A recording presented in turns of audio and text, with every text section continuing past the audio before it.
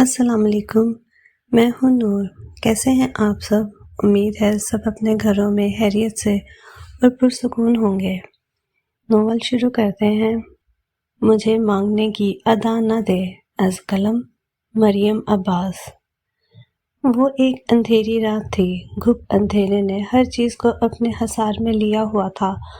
آسمان پر چھائے گہرے بادلوں نے چاند تاروں پر پہرے بٹھائے ہوئے تھے، تو زمین پر سرد برفیلی ہواؤں نے تمام جانداروں کو اپنے ٹھکانوں پر دبکنے پر مجبور کیا ہوا تھا۔ ایسے میں اس جنگل میں گہری سنسان سڑک پر وہ تنہا اپنی گاڑی کے کھلے بونٹ پر جھکی ہوئی تھی۔ وہ ایک دراز قد لڑکی تھی جو سیاہ لانگ کوٹ میں ملبوس تھی۔ رات کی تاریکی میں اس کے کمر پر بکھرے سیاہ سلکی بال نمایاں ہو رہے تھے۔ کافی دیر جھکے رہنے کے بعد وہ سیدھی ہو کر کھڑی ہوئی تھی۔ اس کے ہاتھ برف کی طرح ٹھنڈے اور بے جان ہو چکے تھے، سو اس نے دونوں ہاتھ ایک دوسرے میں ڈال کر ہونٹوں کے ساتھ لگائے اور گرم سانسوں کے ذریعے ان میں جان ڈالنے کی کوشش کرنے لگی۔ ہاتھوں کی ہتھیلیوں کو سانسوں سے حرارت پہنچ رہی تھی تو ہاتھوں کے اوپر گرم آنسو ٹپ ٹپ گر رہے تھے، آنسو جو کہ اس رات کی ہولناکی میں اس کی بے بسی کی داستان سنا رہے تھے۔ لیکن انہی آنسوؤں کی گرمی برف پڑتے ہاتھوں کے لیے راحت کا سامان بھی تھی۔ آسمان کی وسعتوں پر قبضہ جمائے بادلوں نے کسی فاتح جنگجو کی طرح گرج کر اپنی فتح کا جشن منایا، اور زمین کی آغوش میں پناہ ڈھونڈتی اس زمین زادی کا دل اچھل کر حلق میں آ گیا تھا۔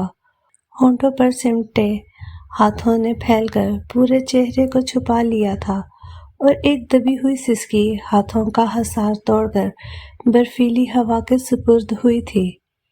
بجلی نے کڑک کر بادلوں سے یکجہتی کا اظہار کیا، اور وہ سسکیاں دباتی اپنی کار کی اوٹ میں ہو کر پاؤں کے بل بیٹھ گئی تھی۔ لرزتے ہاتھوں کے ساتھ اس نے فون نکال کر دیکھا، مگر سگنلز ابھی تک نہیں آئے تھے۔ اے اللہ، مجھے نکال دے اس مشکل سے۔ فون واپس جیب میں رکھتے ہوئے اس کے جسم کے ہر روح سے دعا نکل رہی تھی۔ سردی سے اکڑتی ٹانگوں نے جسم کا بوجھ سہارنے سے انکار کر دیا تھا، سو وہ گاڑی کے ساتھ ٹیک لگا کر بیٹھ گئی تھی۔ اس کی دونوں کوہنیاں گھٹنوں پر تھیں اور ہاتھوں نے چہرے کو تھاما ہوا تھا۔ سیاہ سلکی بالوں نے آگے کی طرف جھک کر چہرے کو تقریباً ڈھانپ لیا تھا۔ چند منٹ گزرے تھے اسے اس طرح بیٹھے ہوئے جب کہیں دور سے موٹر بائیک کی آواز سنائی دی۔ اس کی دھڑکن کی آواز خطرناک حد تک بڑھ گئی۔ اندھیری رات، تنہائی اور اکیلی لڑکی، کتنی کہانیاں ایک لمحے میں اس کے ذہن کی اسکرین پر نمایاں ہوئی تھیں۔ اس کا خوف حد سے سوا ہوا تھا۔ انسان شاید وہ واحد مخلوق ہے جو سب سے زیادہ اپنے ہی ہم جنسوں سے حائف ہے۔ سو وہ بجلی کسی تیزی سے اٹھی تھی اور سڑک کے کنارے بنے بلاکس کو پھلانگتی ہوئی اس گھنے اندھیرے جنگل میں اتر گئی۔ کئی سوکھے پتے اس کے پاؤں کے نیچے آ کر چرمرائے تھے، کئی پتھروں سے اسے ٹھوکر لگی تھی، کئی جھاڑیوں نے اس کا دامن پکڑا تھا، لیکن وہ اس وقت تک نہیں رکی تھی جب تک کہ بائیک کے رکنے کی آواز نہیں آئی تھی۔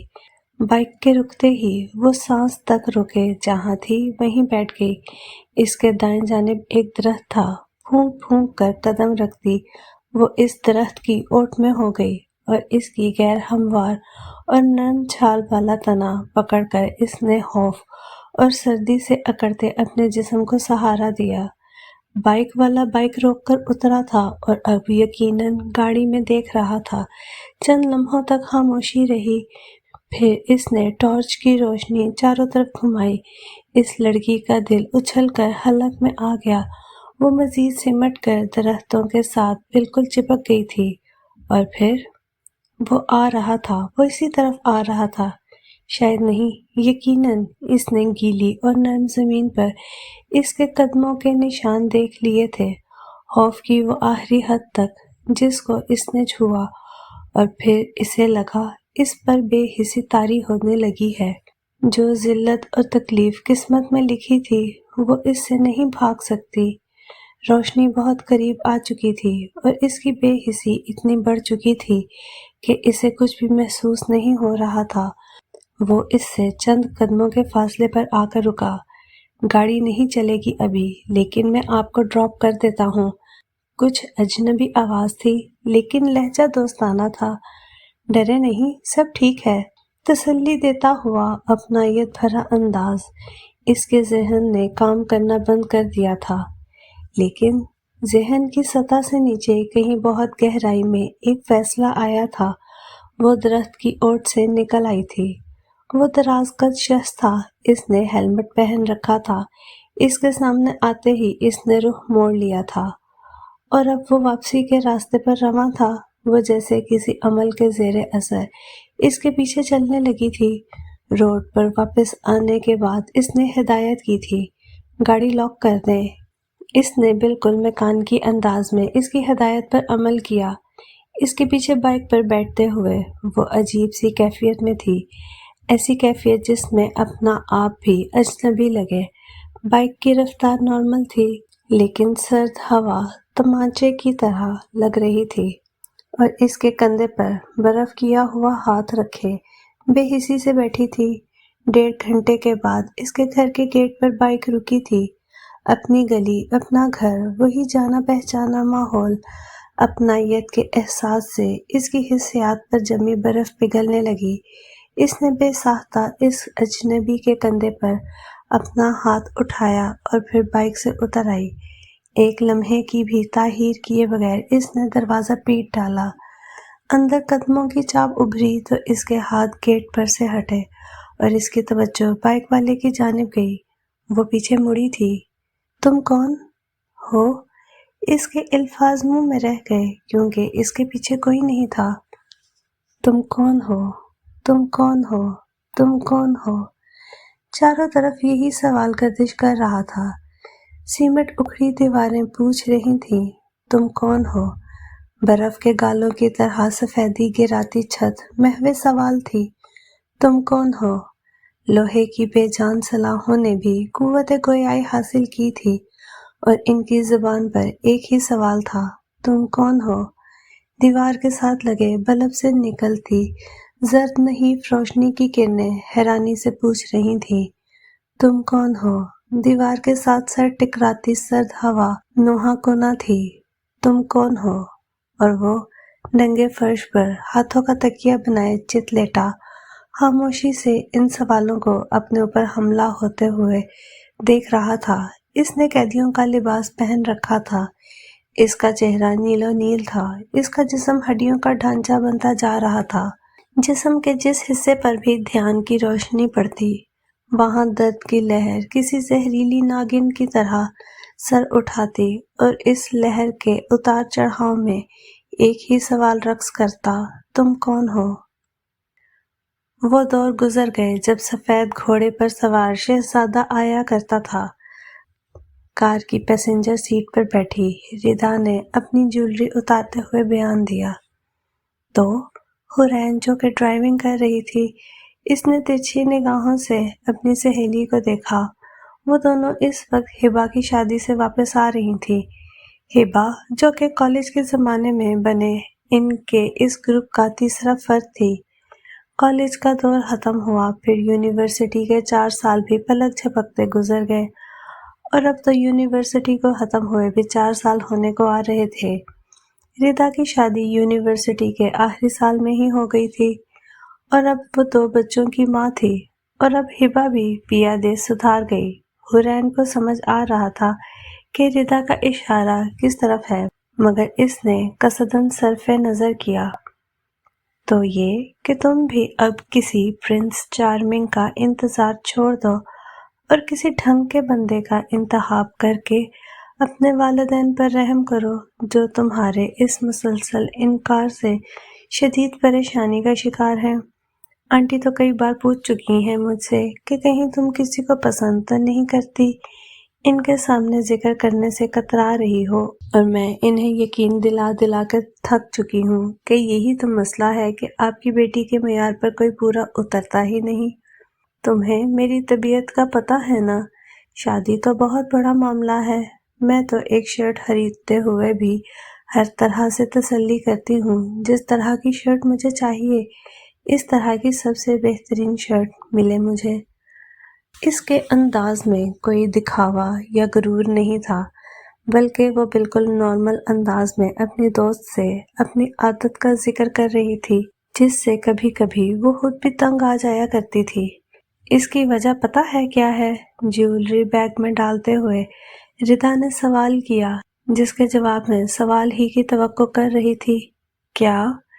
مین روڈ سے ٹرن لیتے ہوئے حورین نے سوال ہی کیا تھا۔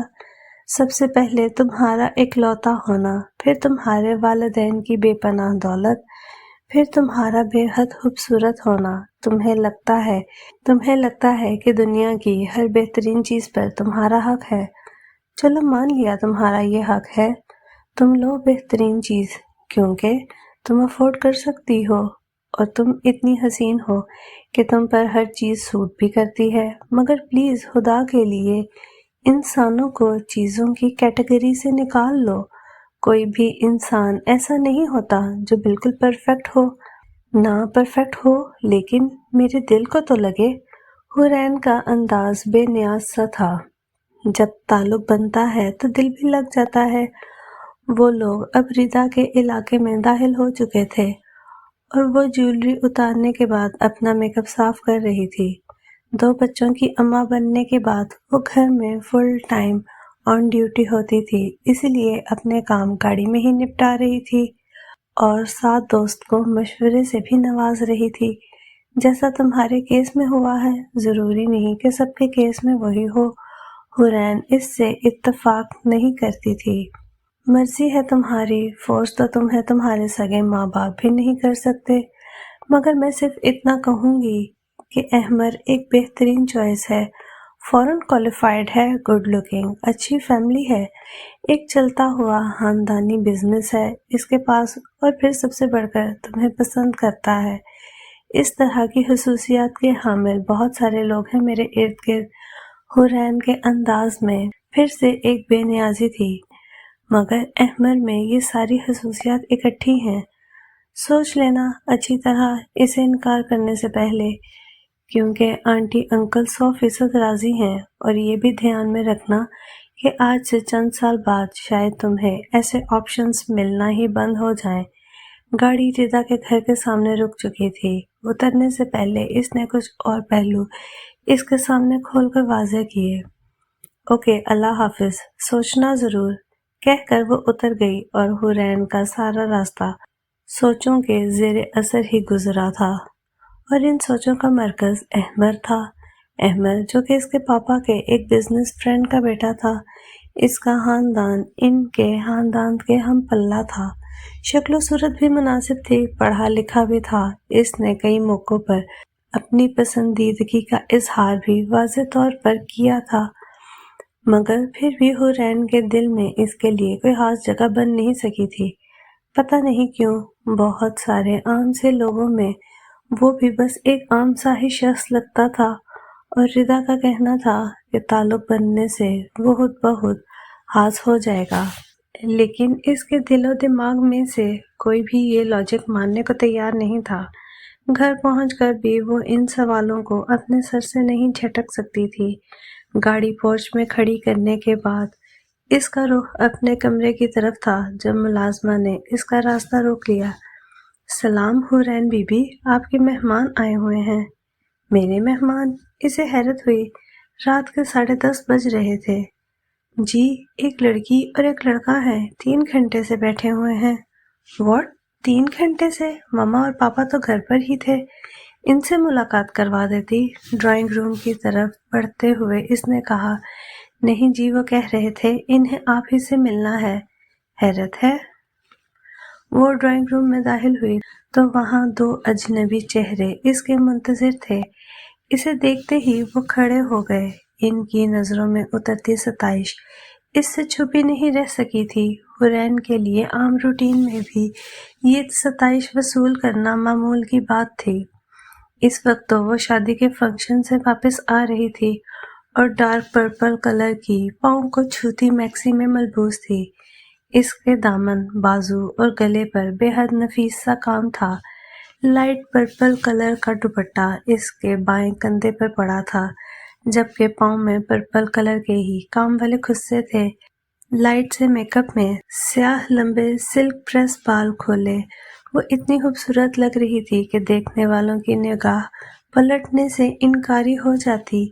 اس میں کوئی شک نہیں تھا کہ وہ حسین تھی۔ صاف رنگت، بیضوی چہرہ، لمبی پلکوں والی بڑی بڑی آنکھیں، ستواں ناک، خوبصورت ہونٹ، لمبی گردن، متناسب قد کاٹ، مگر اس کے ساتھ اس کے وقت کا ایک اہم حصہ اپنا خیال رکھنے میں گزرتا تھا، اور وقت کا یہ صرف بھی کوئی ضیاع نہیں تھا۔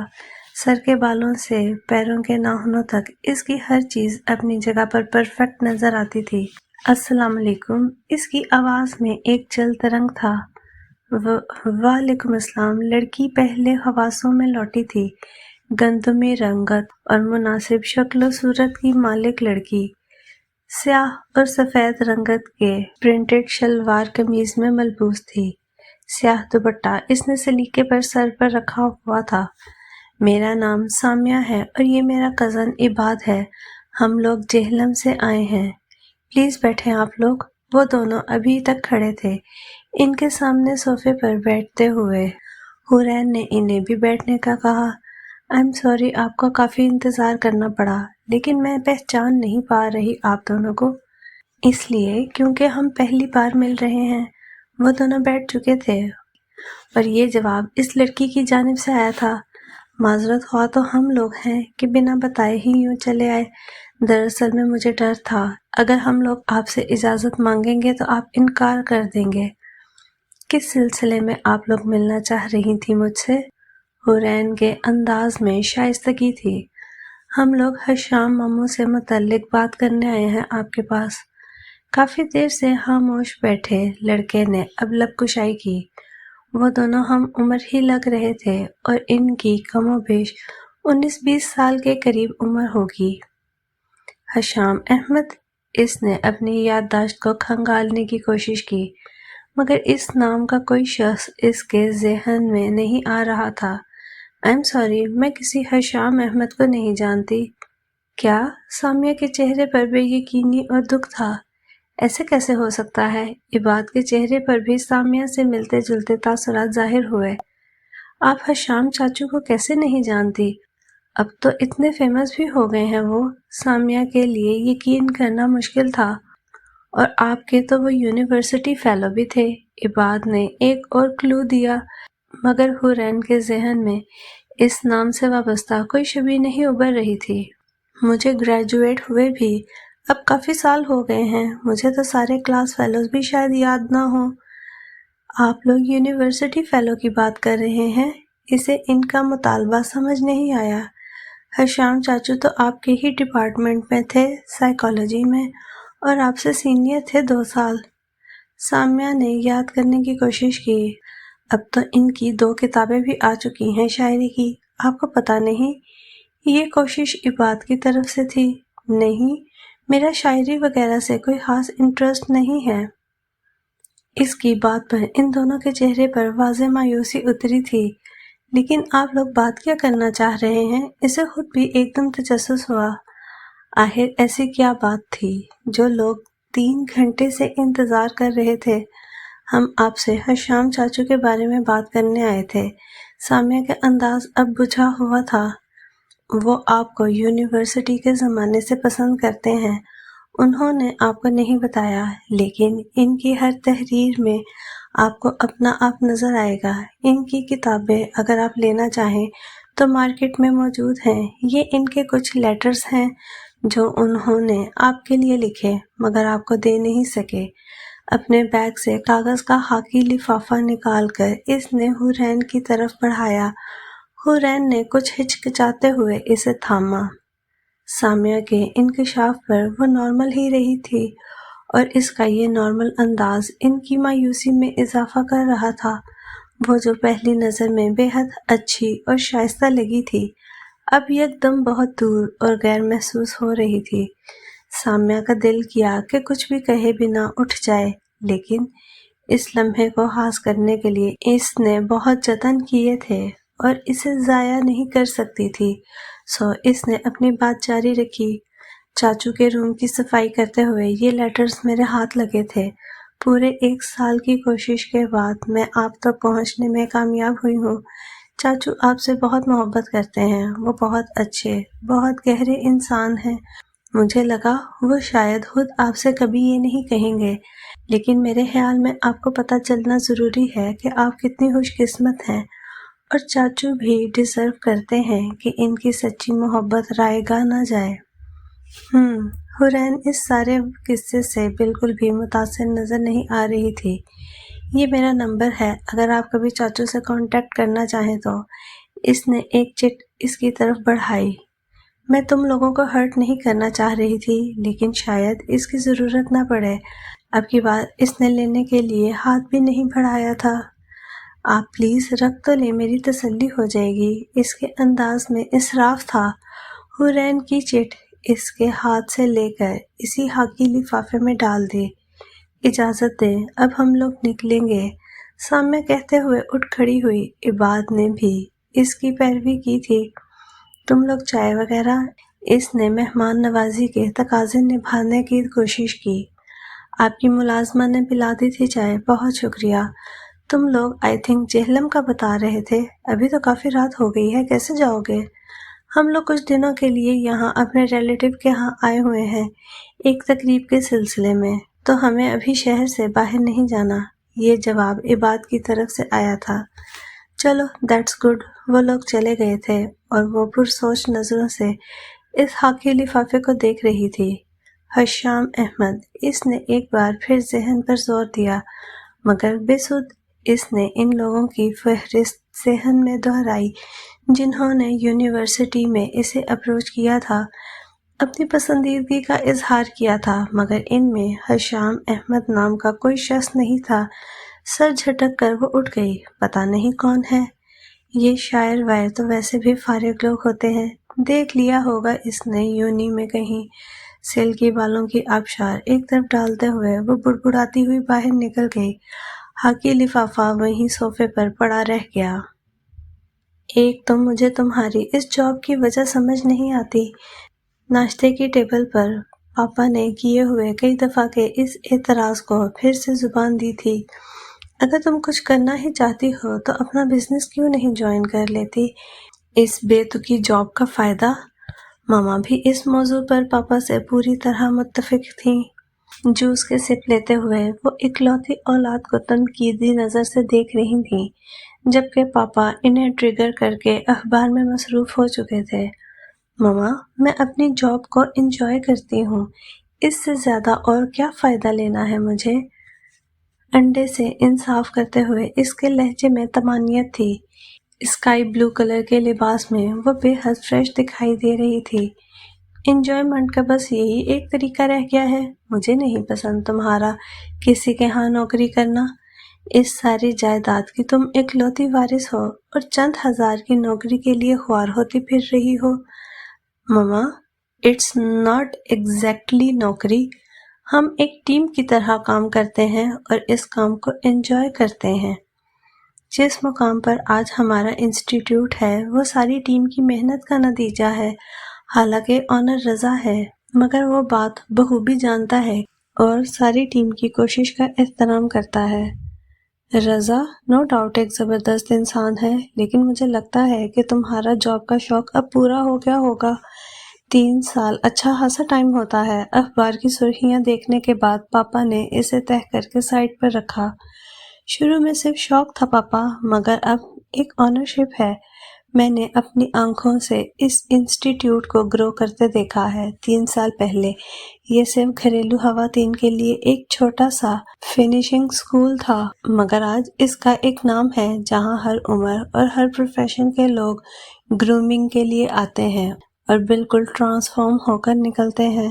مجھے ایسے لوگوں کے درمیان رہنا اچھا لگتا ہے جن کا گروتھ مائنڈ سیٹ ہوتا ہے، اور ان کی گروتھ کا پروسیس میرے لیے بہت دلچسپ ہوتا ہے۔ انڈا ختم کرنے کے بعد اب وہ چائے لے رہی تھی۔ چلو، اگر تمہاری دلچسپی برقرار رہے تو یہ بہت اچھی بات ہے، کہتے ہوئے انہوں نے رسٹ واچ پر نظر ڈالی۔ میں نکل رہا ہوں، آپ کا کیا پروگرام ہے؟ اٹھتے ہوئے وہ اپنی بیگم سے مخاطب ہوئے تھے جو نکست تیار بیٹھی تھی۔ آج میں نے آفس نہیں آنا، ریحانہ کی طرف جاؤں گی، اس کی NGO کا ایک فنکشن ہے۔ چلیں اوکے، اللہ حافظ، کہتے ہوئے وہ نکل گئے تھے۔ اور سناؤ، ہبا کی شادی کا فنکشن کیسا رہا؟ اور کل کوئی مہمان بھی آئے ہوئے تھے تمہارے؟ کافی دیر ویٹ کرتے رہے۔ پاپا کے نکلنے کے بعد ماما پوری طرح اس کی طرف متوجہ ہوئی تھی۔ ہاں ایسے ہی، وہ کسی یونیورسٹی فیلو کے ریفرنس سے آئے تھے۔ چائے کے سپ لیتے ہوئے اس نے لاپرواہی سے کہا، اور ہبا کی شادی کا فنکشن بہت اچھا تھا، بہت پیاری لگ رہی تھی وہ۔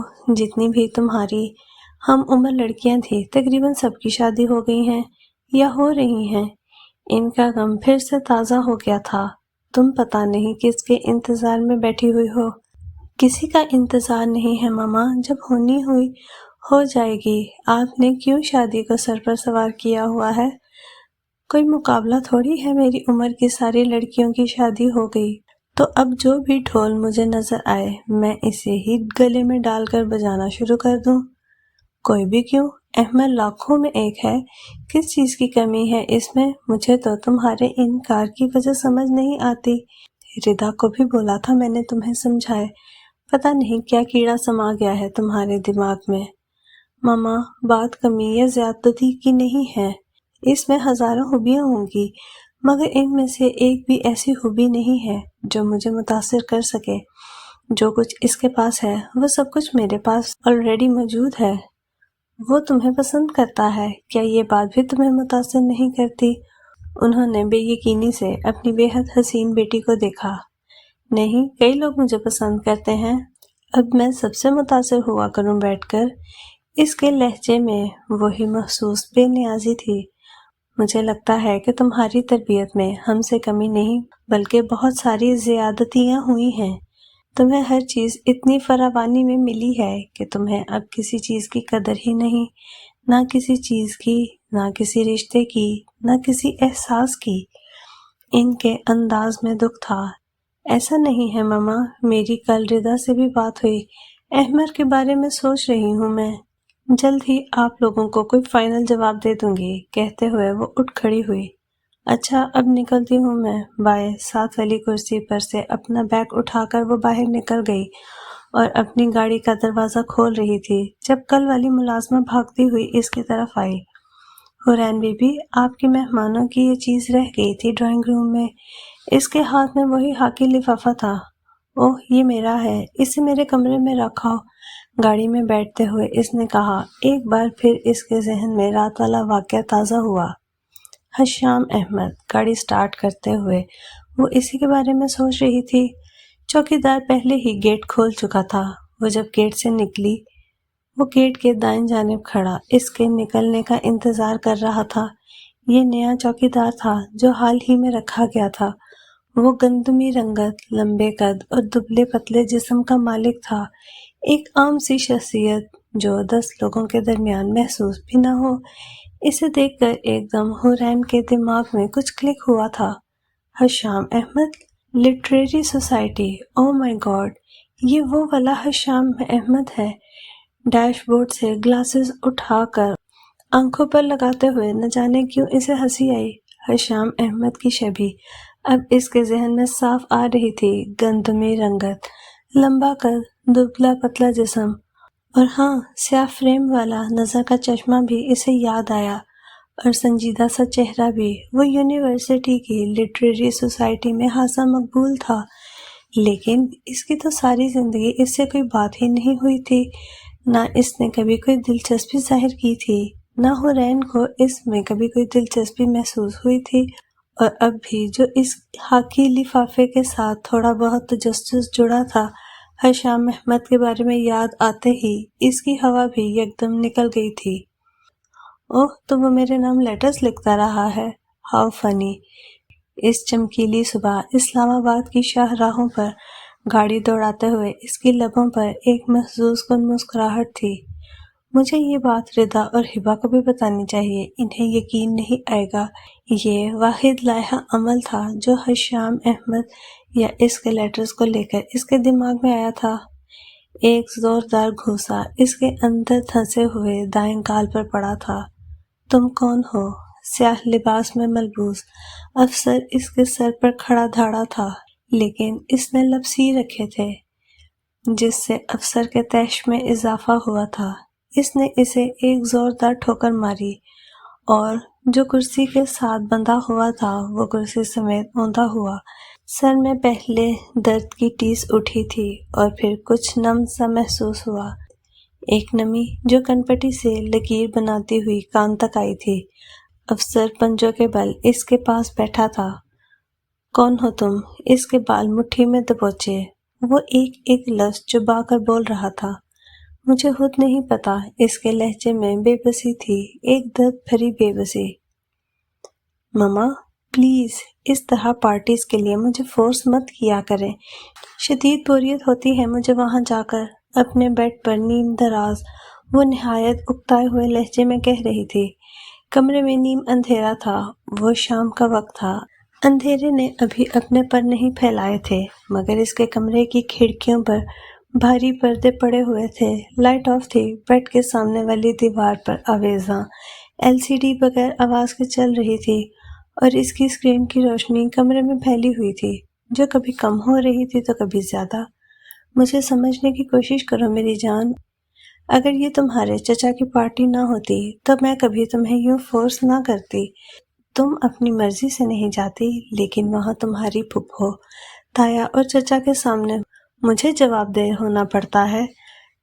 انہیں لگتا ہے کہ میں تمہارے ددیال سے تمہیں دور کر رہی ہوں، کیونکہ تم اپنے ننیال کا کوئی ایونٹ تو کبھی چھوڑتی نہیں۔ ان سب کی باتوں سے تمہارے پاپا بھی بدظن ہو جاتے ہیں، کئی دن تک ان کا موڈ نہیں ٹھیک ہوتا۔ سیاہ ساڑی میں بلبوس اس کے بیڈ کے سامنے کھڑے وہ اسے سمجھانے کی کوشش کر رہی تھی۔ مما آپ کو پتا ہے بات ننیال یا ددیال کی نہیں ہے، بات میرے کمفرٹیبل ہونے کی ہے۔ پھپھو، تایا اور چچا میں سے کسی کے بچوں کے ساتھ میری کبھی بھی نہیں بن سکی۔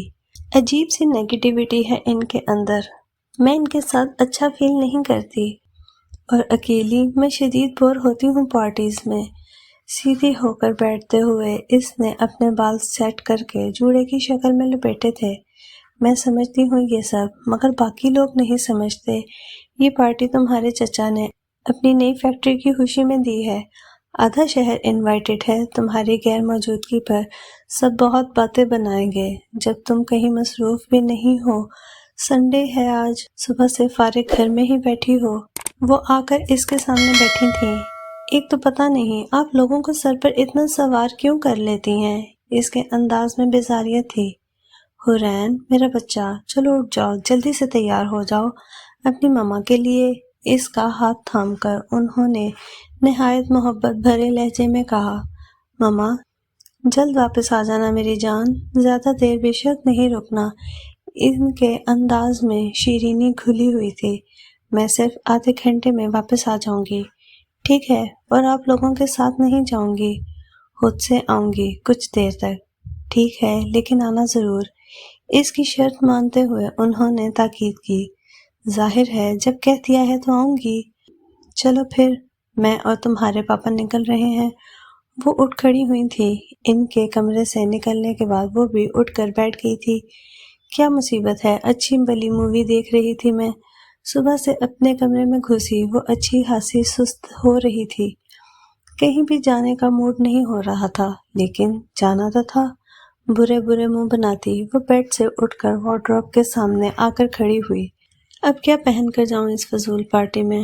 اف، کیا مصیبت ہے۔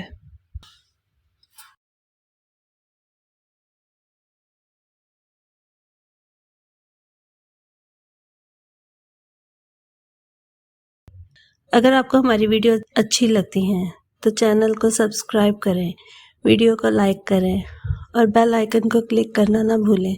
کمنٹ میں اپنی رائے کا اظہار ضرور کریں۔ سلامت رہیں، اپنوں کا خیال رکھیں۔ اللہ حافظ۔